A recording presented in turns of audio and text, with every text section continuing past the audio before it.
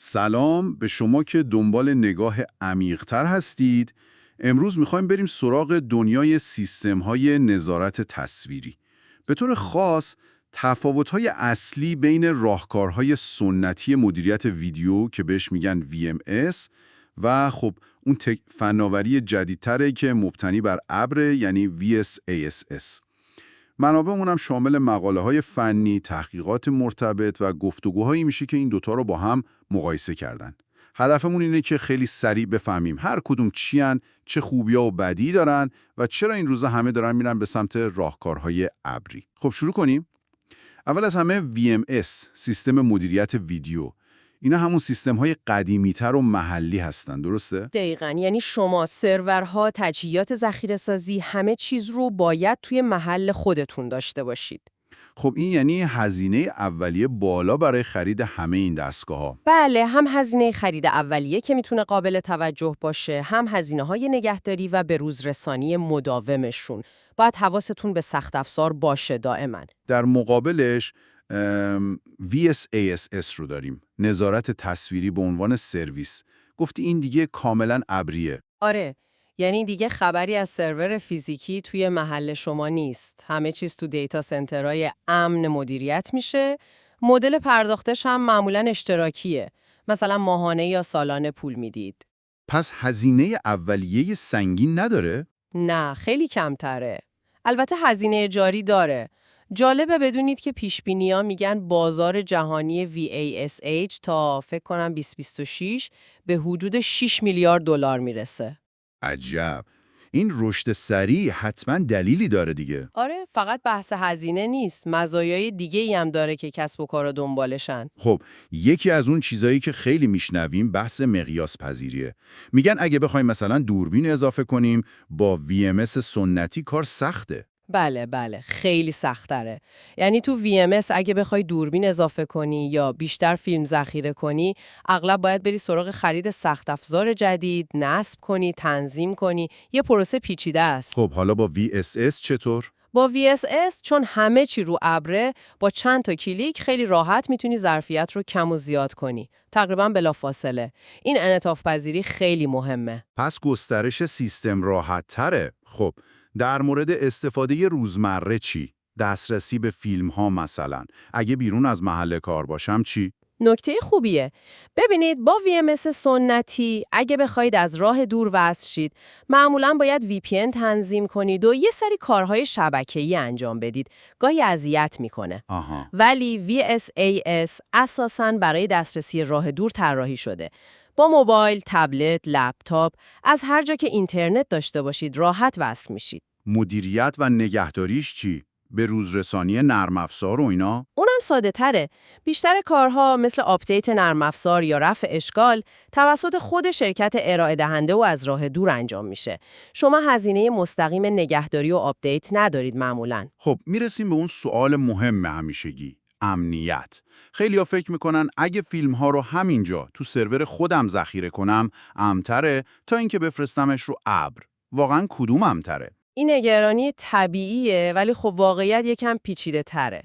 با VMS کنترل فیزیکی سرور دست شماست، درسته؟ اما مسئولیت کامل امنیت سایبری هم با شماست. یعنی باید حواستون به هک، به روزرسانی‌های امنیتی، محافظت فیزیکی و دیجیتالی از سرورها باشه. که خب کار تخصصیه. دقیقاً. اما تو VASS داده ها تو دیتا سنترهای خیلی امن ذخیره میشن. معمولاً با رمزگذاری قوی هم موقع انتقال و هم موقع ذخیره سازی. شرکت‌های معتبر VASS تیمای متخصص امنیت سایبری دارن که 24 ساعت سیستم رو مانیتور میکنن. و یه نکته دیگه، چون لازم نیست پورتی رو شبکه داخلیتون باز کنید، سطح حمله برای هکرها معمولاً کمتره. اما یه نکته هست که به نفع VMS، وابستگی به اینترنت. اگه اینترنت قطع بشه، VMS محلی کار خودشو میکنه، ضبط میکنه. ولی VASS چی؟ درسته. این یه مزیت VMS هست. VASS برای اینکه تصاویر رو بفرسته به ابر و شما بتونید زنده ببینید به اینترنت نیاز داره. خب اگه قطع شد، فیلم ها از دست میره؟ نه لزوماً. اکثر سیستم‌های VSS جدید راه حل دارن براش. میتونن موقتاً فیلم‌ها رو روی حافظه خود دوربین یا یه دستگاه کوچیک محلی ذخیره کنن. بعد که اینترنت وصل شد، اتوماتیک اونها رو میفرستن به ابر. پس ریسک از دست رفتن داده خیلی کمتر شده. و نکته آخر، بحث قابلیت‌های پیشرفته است. هوش مصنوعی، تحلیل ویدیو، به نظر میاد اینجا دیگه VSS خیلی جلوتر باشه، نه؟ بله، به طور قابل توجهی جلوتره. قدرت پردازشی که توی ابر هست، این امکان رو میده که VSS قابلیت‌های هوش مصنوعی خیلی خفنی ارائه بده. چیزایی که پیاده سازیش روی VMS محلی یا خیلی گرونه یا اصلا ممکن نیست. مثلا چی؟ مثلا تشخیص چهره دقیق، تفکیک آدم از ماشین یا حیوان، شمردن آدم‌ها توی منطقه، تحلیل الگوهای حرکتی یا جستجوی هوشمند تو آرشیو ویدیوها. فرض کن بگی تمام ماشینای قرمزی که دیروز از این در رد شدن رو نشونم بده. این دیگه فراتر از یه نظارت ساده است.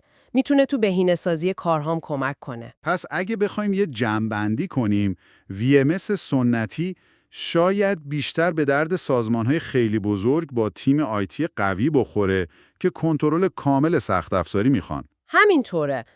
در حالی که VSA برای یه طیف خیلی وسیع تری خوبه. از کسب و کارهای کوچیک گرفته تا شرکت‌های بزرگ با چند تا شعبه. یعنی هر کی دنبال سادگی، هزینه اولیه کمتر، انعطاف پذیری بالا و قابلیت‌های هوشمند VSA براش گزینه جذاب‌تریه. این یه سوال مهم رو برای شما پیش میاره. سیستمی که الان دارید واقعاً جوابگوی نیازهای امروز و فرداتون هست؟ بسیار خوب. پس به نظر میرسه مقایسه VMS و VSA نشون میده که راهکار ابری یعنی VSA تو خیلی از جنبه‌ها مثل هزینه اولیه، انعطاف، دسترسی و قابلیت‌های هوشمند واقعاً برتری داره. و حتی تو بحث امنیت سایبری هم برخلاف تصور اولیه میتونه امن‌تر باشه. دقیقاً. و یه فکر نهایی‌ام برای شما که شنونده هستید. با این پیشرفت سریع هوش مصنوعی و تحلیل داده که داره تو VSS اتفاق میفته، کاربردای این تکنولوژی داره از صرفاً امنیت فراتر میره. به نظرتون تو آینده تحلیل هوشمند ویدیو چطور میتونه جنبه‌های دیگه‌ای از کار و زندگی ما رو تغییر بده؟ شاید به روش‌هایی که الان حتی به فکرمونم نمیرسه. از اینکه تو این بررسی کوتاه با ما همراه بودید ممنونیم.